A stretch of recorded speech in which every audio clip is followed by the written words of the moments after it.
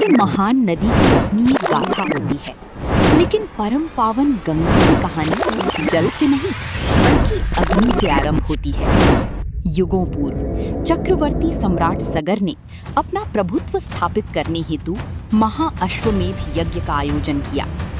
अपनी संप्रभुता सिद्ध करने के लिए एक दिव्य अश्व को स्वतंत्र विचरण हेतु पृथ्वी पर छोड़ दिया गया। इस पवित्र अश्व की रक्षा का भार सम्राट ने अपनी 60,000 पराक्रमी पुत्रों और एक विशाल सेना को सौंपा। राज्य के विशाल सिंहद्वारों को पीछे छोड़ते हुए ये राजसी दल अपने दिग्विजय अभियान पर निकल पड़ा। अश्व के खुरों ने जिस भी भूमि का स्पर्श किया वो सम्राट सगर के साम्राज्य का अंग बनती गई।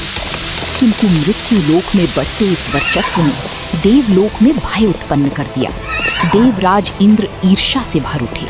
छल का सहारा लेते हुए इंद्र ने उस पवित्र अश्व का अपहरण कर लिया और एक मायावी द्वार से उसे महर्षि कपिल की गुफा के गहरे अंधकार में छिपा दिया, जो उस समय घोर तपस्या में लीन थे। अहंकार से अंधे होकर 60,000 राजकुमारों ने तीनों लोकों को छान मारा और अंततः उस पवित्र गुफा तक आ पहुंचे। क्रोध में विवेक खो चुके उन राजकुमारों ने ध्यान मग्न महर्षि कपिल को ही चोर समझ लिया और उनकी अखंड तपस्या को भंग कर दिया।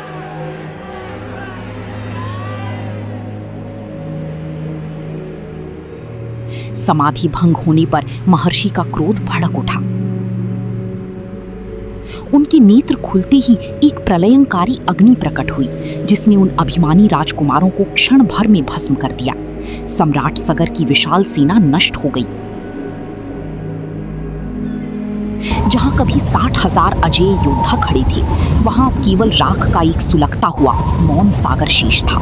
अंतिम संस्कार के अभाव में उनकी आत्माओं को स्वर्ग में प्रवेश नहीं मिल सका।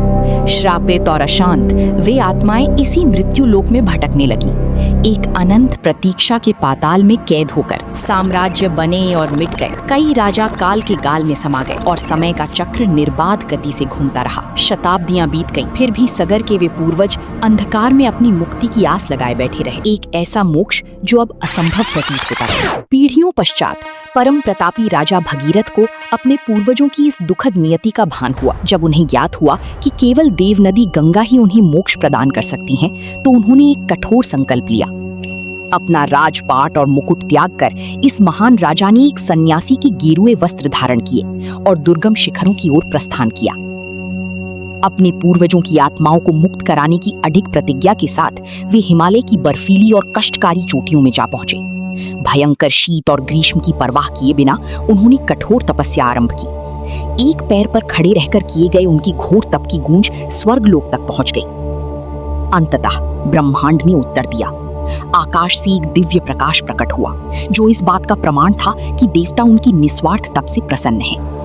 भगीरथ की भक्ति से वशीभूत होकर परमपिता ब्रह्मा ने उन्हें वरदान दिया और देव नदी गंगा को स्वर्गलोक छोड़ मृत्यु लोक जाने का आदेश दिया। किंतु गंगा का वेग अत्यंत प्रचंड था।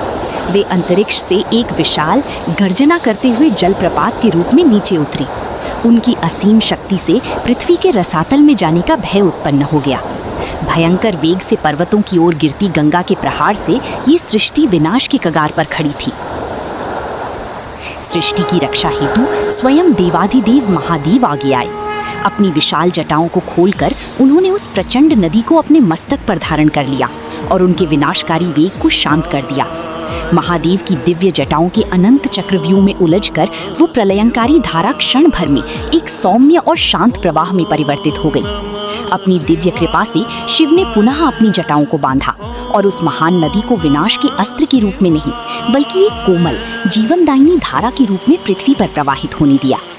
पहली बार पृथ्वी का स्पर्श करते हुए उन पवित्र जलों ने अपनी लंबी यात्रा आरंभ की और युगों से प्यासी, सूखी और बंजर भूमि को तृप्त किया। और एक चमत्कार हुआ। जहां जहां से मां गंगा के पवित्र जल ने भूमि को स्पर्श किया, वहां की बंजर धरती रातों रात हरी भरी जीवंत वनों में परिवर्तित हो गई। विजयी किंतु एकाग्र राजा भगीरथ अपने रथ पर सवार होकर उस वेगवान जलधारा के आगे आगे चलने लगे और दिव्य मां गंगा को मार्ग दिखाते हुए उस शापित आश्रम की ओर ले गए। जैसे ही उस पावन नदी ने राख को स्पर्श किया, वो प्राचीन शाप टूट गया। 60,000 आत्माएं अंततः मोक्ष को प्राप्त कर स्वर्ग से धार गईं और पीछे छोड़ गईं एक नव जीवन से भरी हरी भरी घाटी। उनकी इस पौराणिक यात्रा ने पूरे महाद्वीप में जीवन की एक रेखा खींच दी। उस दिन से माँ गंगा ने साम्राज्यों को सिंचा है, करोड़ों का भरण पोषण किया है और इस पवित्र भूमि की आध्यात्मिक धड़कन बनी हुई है। गंगा के इसी दिव्य अवतरण को गंगा दशहरा के रूप में मनाया जाता है।